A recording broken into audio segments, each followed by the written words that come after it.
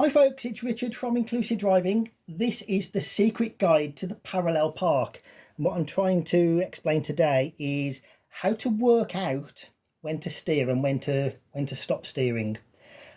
And I find a lot of instructors maybe overcomplicate this, saying point your left mirror at the lights on the other car or point your left mirror at the registration plate or something like that. It's not that complicated. What I'm going to do here is draw the pavement. There's the curb.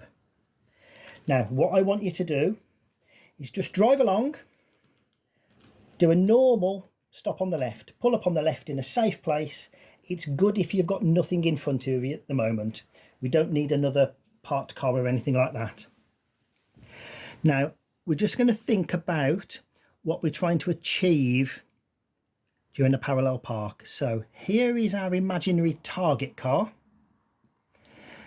And we're starting off somewhere here. And we're trying to end up somewhere around here. The examiner is likely to say try and complete it within about 2 car lengths. So there's 1 car length.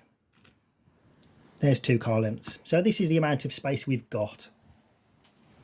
Essentially what we're doing is we're making the car go to an angle somewhere around 45 degrees, but that's not absolutely important. Then we're going in a straight line to somewhere near the curb. Again, that's not important at the moment. We're going to work that out. And then we're steering the other way so that we end up by the curb. So essentially we're there, we're steering some amount to the left to put that angle on the car. Then we're turning the steering wheel so that the front wheels are straight, going in a straight line some distance, and then steering the same amount as we did here, but the opposite way. So how do we work out where this point is? How do we work out when we've done enough of a straight line? Well, what we do, we start in the finished position.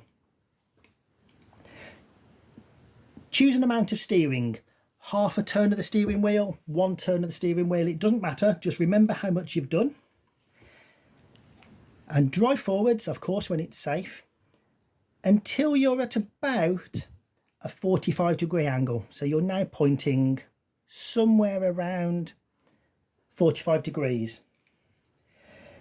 Now, look in your left mirror and just have a look at what you can see. You should be able to see the back door handle of your car because that's how we should be setting our mirrors up.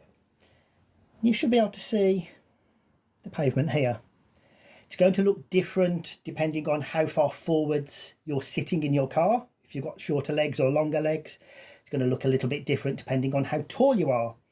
But the important thing is at this point, have a look in your mirror because that's what you're going to look for when you do the manoeuvre and start there.